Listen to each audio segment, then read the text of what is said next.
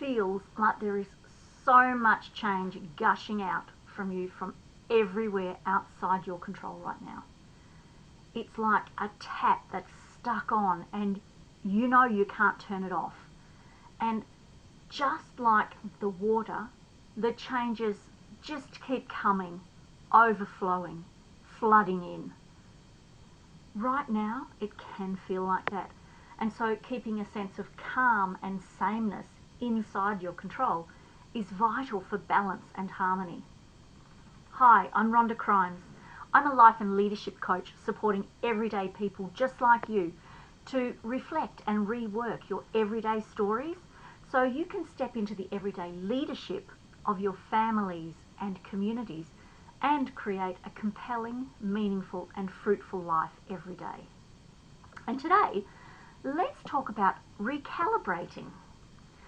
Now, unless you've been asleep or in denial for the past month, a lot of stuff outside our control has changed. It occurred to me that one reason some people are feeling more stress or anxiety than others is because they may be using the same measure of success that they've always used in the past. Or what made them feel good about themselves in their world around them before just isn't there now.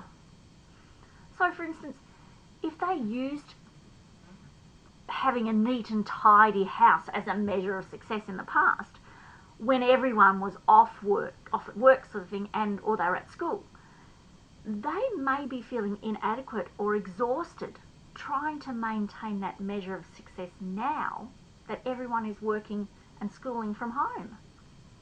Or if they used going to work and being the breadwinner as a measure of success, but now that they've been furloughed or laid off, their usual measure of success is also redundant and therefore leaving them frustrated and restless.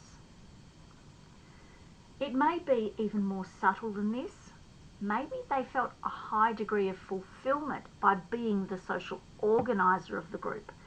And now that has changed with the isolation orders.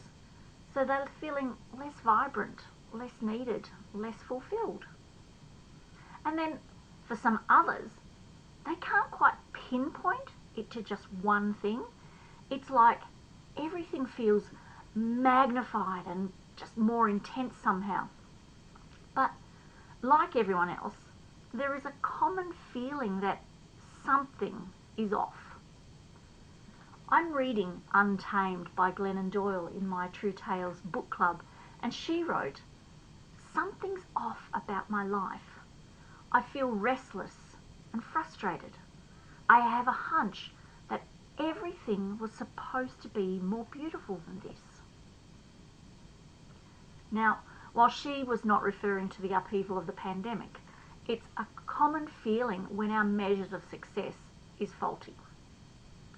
So, as the eternal optimist that I am, I reckon this could be a really good time for anyone who's feeling off to recalibrate their measuring instruments.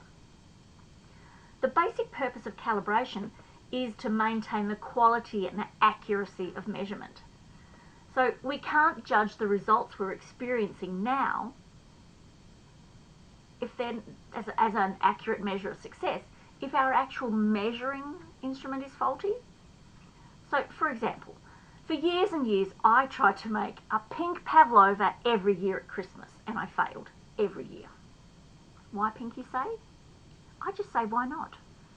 Anywho, try as I might, I came to believe I couldn't cook one. Over the years, it affectionately became known as my Pink Christmas Pancake. And then one year, I was in another home at Christmas and I prepared everything just the same way as all my previous year's attempts, but used a different oven. And boom! A perfect pink Pav for everyone to enjoy. Just changing one thing altered my results and gave me a level of satisfaction that was just 180 from where it was before. If I had only used that one cooking attempt as my overall measure of success in all those years, it would definitely have skewed my overall level of satisfaction as a cook. So calibration is the process of comparing a reading on one piece of equipment or a system with another piece of equipment or a system that has been calibrated and referenced to a known set of parameters. So to continue with my Pav story. Basically, my oven at home was as dodgy as. It was not calibrated to the temperature on the dial. So the next time I cooked it at home, I stuffed a wooden spoon in the door of the oven so it didn't get so hot, because Pavs need to be cooked at a really low temperature. And I realised my oven couldn't go that low. I wasn't a failure. I was using faulty equipment that was skewing my results. Because on the flip side, I could cook a really mean roast pork with perfect crackling every time, because that needed a really hot oven. So getting back to our now. It's important to remember that over time there's a tendency for results and accuracy to drift, and it may well be that your measure is out of whack or has even become obsolete. To be confident in the results being measured, there's an ongoing need to maintain the calibration of equipment throughout its lifetime for reliable, accurate and repeatable measurements. Just as Michelle Obama said in her book Becoming, as she reflected on her life transitioning and juggling work and motherhood, most of us lived in a state of constant calibration, tweaking one area of life in hopes of bringing more steadiness to another. Recalibration of your measures of success are no different, and they may be required for one or more of the following reasons. Firstly, when something is new, so first times, new job, new baby, new house, new relationships. Number two, after something has altered or modified in some way. COVID-19. Say no more. Number three, after a period of time has elapsed since it was last calibrated. You know, like we're on autopilot and relying on unconscious repetition for extended times. When a specified usage time has elapsed, you know, like, oh, the newborn is now 5, or suddenly you're an empty nester or newly retired. And the next one is, before or after critical measurement needs to be made. So I put that to things like marriage, births, redundancy. Then the next time is after a certain event that may have affected the instrument. You know, like it's been exposed to shock, vibration, physical damage, or changes in weather or environment. So the bushfires, floods, serious road accidents, serious illness, and even deaths. Another one is whenever measurements appear questionable or they just don't match those of other supporting instruments. So like it used to be one way and now it isn't, or it changes in a different environment, like my PAV. Whenever specified as a requirement by a partner, family member or friend, or recommended by an authority figure, that the outcomes are less than desirable. So, addiction, obsession, complacency.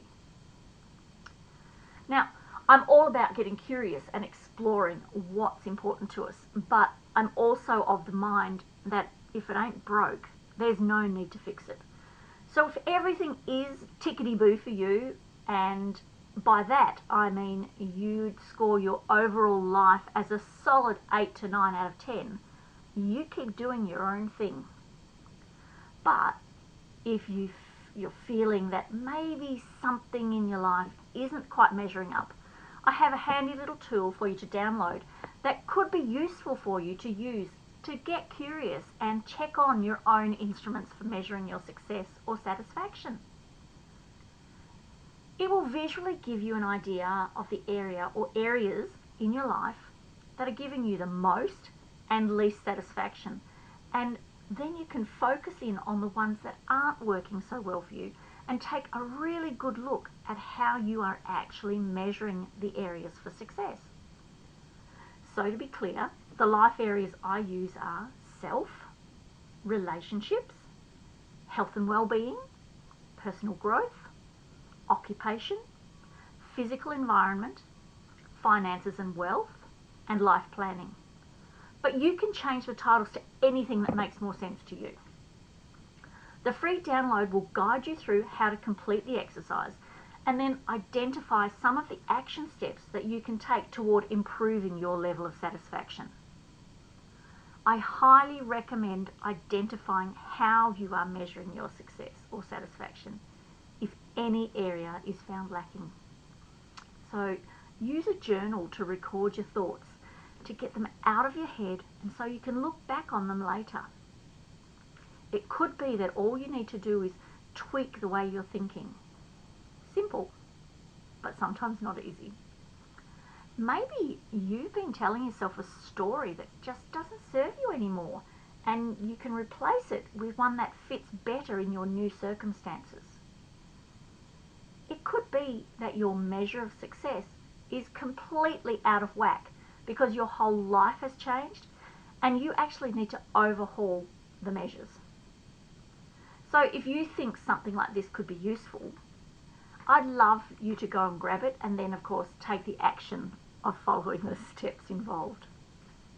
If your now is not the picture you've painted for yourself and you'd like any help on this discovery path, or maybe something completely different that you intuitively know or feel isn't letting your true colours shine through, then please do get in touch with me. You can do it really easily. Just leave a comment, send me a private message, drop me an email, or click onto my Calendly booking site using the link I provided, and you can set up an obligation-free curiosity call and we can see if we're a good fit for each other. Much love until next time.